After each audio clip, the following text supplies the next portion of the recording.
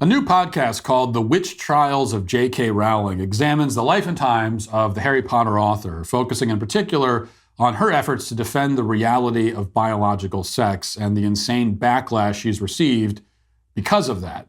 Now, I haven't listened to the series myself, so I'll just read. I'll read for you this very objective explainer by CNN as they are explaining what the series is. Here's what CNN says, and this is not labeled as an opinion article, by the way. For years, J.K. Rowling, one of the best-selling authors of all time, has made inflammatory comments about transgender people, particularly trans women, using dehumanizing language and baselessly accusing them of harming cisgender women. Her words have disappointed legions of Harry Potter fans and even the stars who brought Rowling's book to life. Now, a podcast called The Witch Trials of J.K. Rowling indicates that she'll discuss the reaction to those anti-trans comments, in addition to discussing her journey as an author, with host Megan Phelps-Roper, a high-profile former member of the anti-LGBTQ Westboro Baptist Church. Even before its release, the podcast was met with criticism by LGBTQ advocates for seemingly siding with Rowling based on the title alone. Well, all right then. At least CNN clearly isn't taking sides. Or maybe they are, but it's okay, because Rowling is a dangerous figure, prone to making outrageous comments, such as the claim that biological sex exists and that women don't have penises. The threat she poses is so severe that the news media must drop even the pretense of objectivity when reporting on her. Though in fairness, these days they also feel the need to drop the pretense of objectivity when reporting on literally anything else. But what sort of threat does Rowling pose exactly? They know that she's a horrible person. They know that she's dangerous. They know that she's a raging bigot. But how do they know this? Why do they think this? And how is Rowling actually wrong about anything she's said on the subject of biological sex and transgenderism? These are questions that the media doesn't spend very much time trying to grapple with. Why bother explaining why someone is bigoted when you can simply accuse them of bigotry and just leave it at that? Why bother explaining how they're wrong when you can, again, simply accuse them of bigotry and leave it at that? This has been their general strategy, of course, when it comes to most people. But one intrepid reporter, Monica Hess of the Washington Post, has decided to tread the perilous road that few journalists dare to go down. So she has listened to the entire Witch Trials podcast, looking for specific evidence that Rowling is a transphobe. And she reports her findings in a piece titled, quote, "Listening to the Witch Trials of J.K. Rowling is exhausting work. A podcast promised clarity from Harry Potter author on how she feels about trans issues, but it falls to the audience to fact check her." Reading a bit from the article, it says, "Listening to the Witch Trials of J.K. Rowling is exhausting. It's exhausting because it requires constant vigilance. And it's exhausting because the phrase constant vigilance, I've just realized, entered my own lexicon via Mad-Eye Moody, a beloved Harry Potter character. Because Rowling is a brilliant and beloved storyteller who is astonishingly good at entering lexicons, manipulating language, and telling fantasy stories. It's how she became famous. It's why events surrounding Rowling these past few years have felt like a god-awful mess." So, this is a grown adult woman who writes professionally and yet has admitted that she learned an extremely common phrase from a Harry Potter book. In fact, she seems to think that this phrase, that has probably appeared in 10,000 books, was invented by J.K. Rowling, which is just her way of confessing that she's never read any books but the Harry Potter series.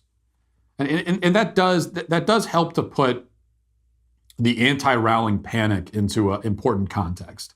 It's an important thing to understand that many of Rowling's most hysterical critics have only ever read the Harry Potter books, along with, maybe potentially the Twilight series. So they consider it an unconscionable betrayal because they discovered that the author of the only books they've ever read has beliefs that differ from their own. So to them, this is it's like finding out that your father is living a secret life with another family across town. They just couldn't process it. They had very, very carefully constructed a bubble for themselves, only allowing themselves to be exposed to opinions and ideas that they already agree with, just to then find out that the woman who wrote their favorite books, and the only books as far as they're concerned, belongs outside the bubble. She had infiltrated the bubble. She was an intruder. Perhaps that's why Monica Hess is so exhausted. In fact, just listening to the podcast is exhausting, she says. It's exhausting work. But she's not just exhausted by podcasts. She's also exhausted by reading tweets. Later in the piece, she writes this, quote, Rowling tweets are exhausting. They're exhausting because they require constant vigilance, because they're not screaming out obvious bigotry a la, I hate trans people. Rather, they're whispering a curated, plausible deniability, the kind that purports to be just asking reasonable questions with simple answers. Well, I don't doubt, I do doubt rather, that there are any roofers or construction workers or guys who work on oil rigs reading a Washington Post article complaining about a J.K. Rowling podcast. But if there are, I'd love to see how they react to this woman claiming that her job is exhausting because it involves reading tweets and listening to podcasts. One can just imagine Monica Hess of the Washington Post covered in soot from working in the tweet mines all day, holding her lunch pail, punching out, driving home, collapsing on the couch in utter exhaustion, muscles aching, barely able to move after an exhausting day reading J.K. Rowling tweets. At least that's what she wants you to imagine. You'll notice that the leftists, they're endlessly complaining about their own exhaustion.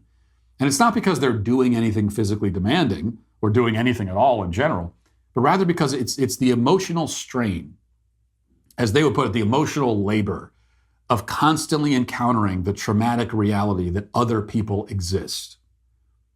And they have their own opinions and beliefs about the world. And those opinions and beliefs sometimes fall outside of the opinions and beliefs box that the left has set up for us. This is what exhausts them so much. They are exhausted to discover that they can't directly control what everyone in the world thinks and says. But exhausting as this all may be, we still haven't gotten to the point. Hess has set out to prove that J.K. Rowling is bigoted and transphobic. That's what she's looking for. She's looking for evidence of that. She knows it's there. She can feel it, but she wants to lay eyes on it. Does she? Well, it's complicated. She writes, quote, "Is J.K. Rowling transphobic? That's what I was listening to the podcast to begin with. It promised that Rowling would speak with unprecedented candor and depth about the controversy surrounding her from book bans to debates on gender and sex. Since 2020, Rowling's status as a celebrated liberal and literary icon has taken a nosedive because of tweets and references that supporters of trans rights view as transphobic, but that Rowling says are merely trying to protect women and girls. You might have seen a recent column written by a British writer named E.J. Rosetta. Rosetta claimed to have been assigned a piece called 20 transphobic J.K. Rowling quotes we're done with, but said that after months of research, she hadn't been able to find a single one. Rowling, according to Rosetta, was saying, there are downsides that I feel should be discussed, not I hate trans people. There truly is the whole issue in a nutshell. If your bar for bigotry requires Rowling to say out loud, I hate trans people, then that bar will never be cleared.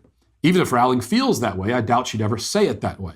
Even conservative pundits know not to say it that way. There is simply nothing to be strategically gained by uttering such an obviously prejudiced sentence. So is J.K. Rowling transphobic then? Well, Monica goes on and on and on and on. Back to the article, she says, is J.K. Rowling transphobic? Journalism is a business for sticklers. Reporters are discouraged from calling anyone transphobic or homophobic or racist, but they are. They're discouraged from doing that. That's literally all they do. Anyway, because doing so requires knowing what's in their hearts, when the only thing we can know with certainty is what comes out of their mouths. So what I can say is that what comes out of her mouth or goes onto her Twitter account has a fuzzy aura of harmful rhetoric. Rowling might indeed believe that she has transgender friends, but taken as a whole, her body of communication on the issue, such as the things she chooses to retweet and the provocative language she uses while doing so, cumulatively, it sucks. I do not know what is in Rowling's heart, but reading her Twitter feed, this is the overall effect. Her Twitter feed does not ask its readers to think, it asks them to fear. It creates phobias of trans people. It creates trans phobias. Okay, so translation. All that J.K. Rowling has ever done when it comes to this issue is simply assert the existence of biological reality. Monica Hess cannot coherently explain why that is bigoted or transphobic, to simply believe in reality. Why is that bigoted? She can't explain it. But she's just sure that it is. Even if Rowling's statements aren't hateful, they still have the fuzzy aura of harmful rhetoric. There's the aura there. You have to watch out for the fuzzy aura, she's saying. And this all goes to show, of course, that literally anyone who contradicts the leftist doctrine on any topic, especially this one, but not just this one, will be accused of hate and bigotry and branded as dangerous and as a violent threat to the lives of marginalized people, etc. This will happen. There is no way of disagreeing with these people. There is no way of presenting your arguments that will not lead to this conclusion. Even if you carefully avoid saying anything that could reasonably be construed as bigoted, it doesn't matter, because these people are not concerned about reasons, and they are not reasonable. You can avoid blunt and harsh language, you can do all that, but even then, you will still give off the fuzzy aura of bigotry, which is all the more reason to never spend even 1 second worried about what labels these people put on you. There is no sense in trying to couch your rhetoric or soft pedal it, because we are all raging bigots the moment we walk outside of the box. Remember, there's the box that they have set up for us. They want everybody in it. If you walk outside of it, that's it. Our existence is an affront to people like Monica Hess. And of course, it's also very exhausting. But it's not exhausting for me to say that Monica Hess and the Washington Post are, for all these reasons, today canceled.